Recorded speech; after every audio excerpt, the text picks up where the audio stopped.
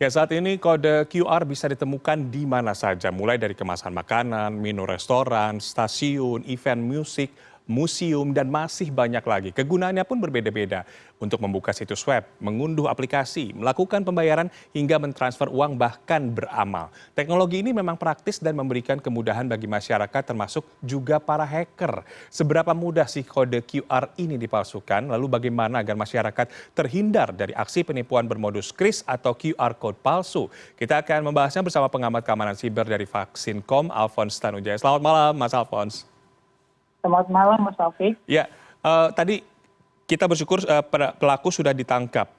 Kalau dari penjelasan saya sebelumnya, pelaku itu sudah melakukan mencetak QR palsu itu tanggal 23 Maret dan dalam hanya waktu satu hari ia sudah bisa menyebarkan ke beberapa lokasi di Jakarta. Ini artinya pembuatan QR code palsu ini sangat mudah. Ya, kalau kita punya printer dengan printer yang ada sekarang sangat mudah. Kita tinggal beli kertas stiker lalu mengerti membuat QR code-nya dan kita tinggal cetak lalu ditempelkan pada QR code yang ingin digantikan. Yang perlu menjadi perhatian adalah menjadi pertanyaan adalah mengapa yang bersangkutan bisa membuat QRIS ini dengan nama yang bisa mengelabui korbannya. Jujur saja kalau saya sebagai orang yang melakukan scanning juga, kalau memang restorasi masjid, saya akan percaya. Karena memang tidak ada tanda-tanda lain bahwa ini QR yang dipalsukan begitu. Hal itu yang mungkin juga perlu menjadi perhatian dari BI dan asosiasi QRIS ya. Ya, itu artinya masyarakat tidak akan mungkin bisa membedakan mana yang asli dan mana yang palsu. Iya betul. Secara kasat mata kita tidak bisa membedakan karena QRIS asli dan QRIS palsu sama-sama bentuknya kotak dengan bintik-bintik ya. Kita gimana bisa tahu bintik yang ini asli, bintik yang ini palsu? Kita tidak bisa tahu.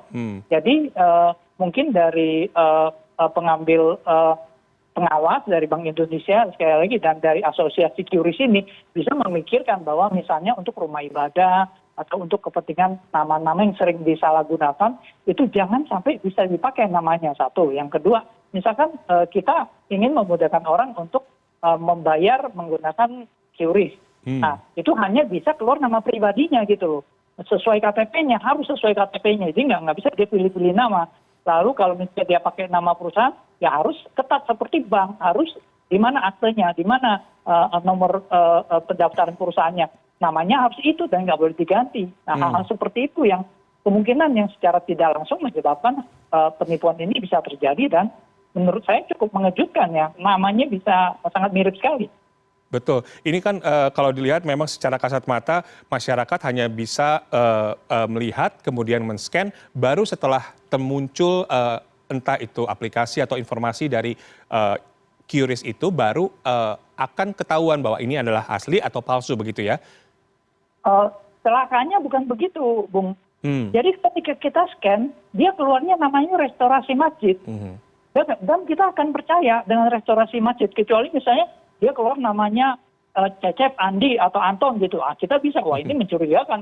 Kenapa untuk masjid ini kok namanya Cecep atau Anton atau nama orang. Tapi ini namanya restorasi masjid. Itu yang mengapa saya katakan bahwa ini orang yang mengerti saja akan tertipu. Mengapa? Karena namanya sama. Jadi nama ini yang harus dibatasi.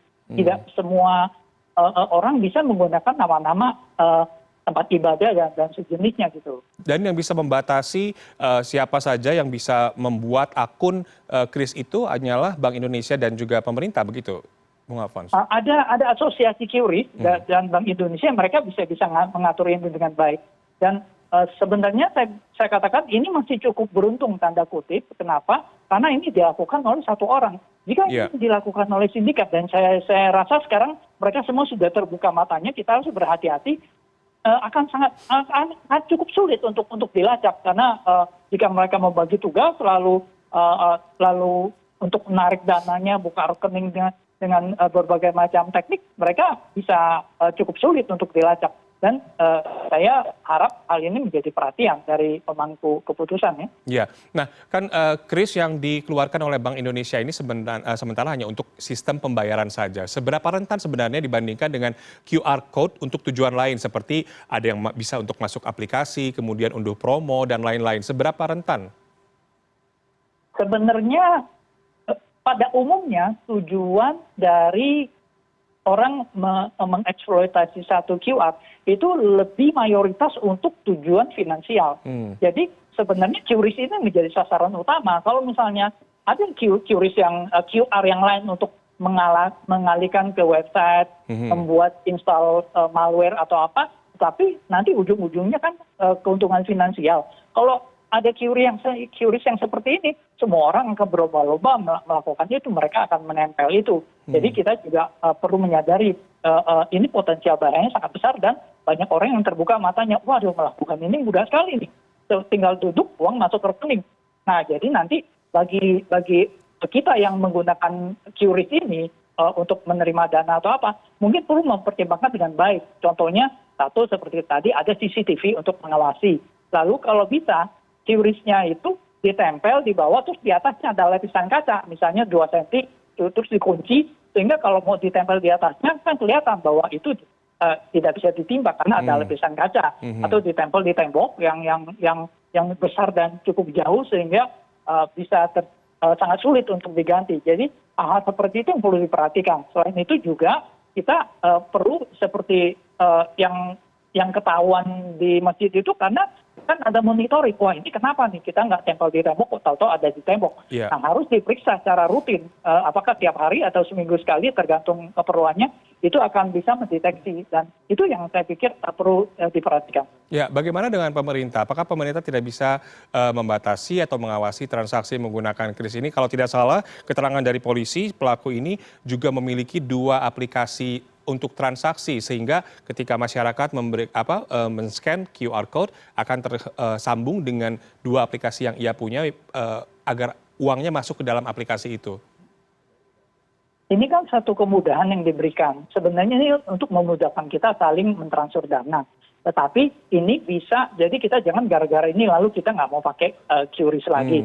Kita bisa batasi, kita bisa lihat ini penyebabnya apa. Oh salah satunya karena namanya kenapa bisa restorasi masjid, bisa restorasi masjid. Padahal namanya dia orang, dia bukan bagian dari restorasi masjid gitu. Nah, hal itu yang perlu kita perbaiki. Jadi satu security ini memang satu proses. Kita lihat ada satu kejadian, lalu kita lihat, oh ini kelemahannya di mana, kita perbaiki, kita sempurnakan. Jadi makin lama akan makin sulit dan kira-kira hal seperti itu yang saya pikir lebih tepat untuk dilakukan. Ya, kalau dilihat kan ini memang prosesnya cukup mudah ya yang dilakukan oleh pelaku, hanya tinggal tadi Mas Alfons juga sempat mengatakan hanya tinggal scan, kemudian ngeprint QR code, ditempel di tempat-tempat yang memang ada QR code-nya untuk memasukkan, begitu setelah itu dia tinggal menikmati hasilnya.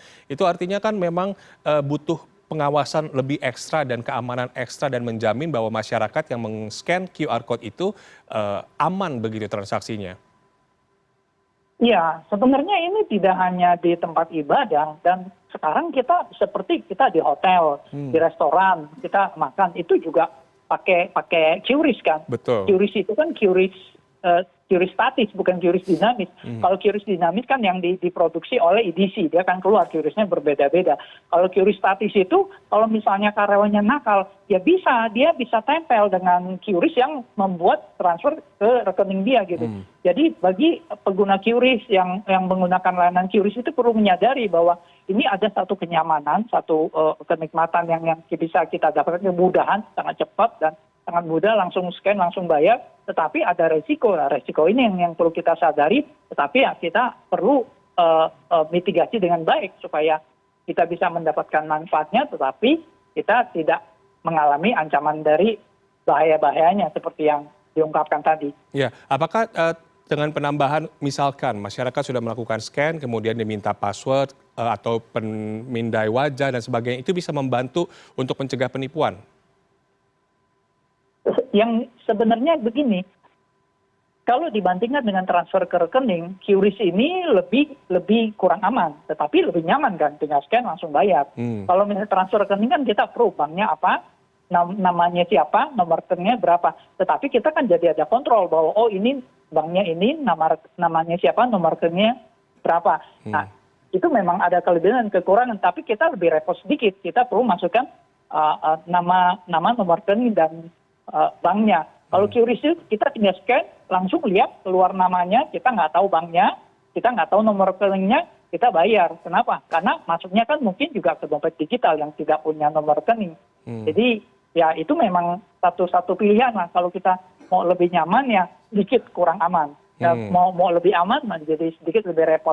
Kira-kira hal itu yang harus kita pilih. Ya, terakhir Mas Alfons, bagaimana sebenarnya masyarakat agar bisa terhindar dari aksi penipuan kris atau QR code palsu ini? Bagi masyarakat, jika Anda melakukan transaksi dengan QRIS ini, Anda kan tidak bisa memastikan ini asli atau palsu, tetapi jika melakukan transaksi ya lalu lakukan saja di depan dari tokonya atau penjualnya, laku udah bayar, oke, langsung terima barang. Nah, sekarang artinya yang pemilik toko ini yang menjadi PR-nya, karena memang kita nggak bisa apa-apa. Yang jelas aku udah bayar, aku terima barangnya. Kalau QRIS-nya dipalsukan, aku nggak bisa apa-apa.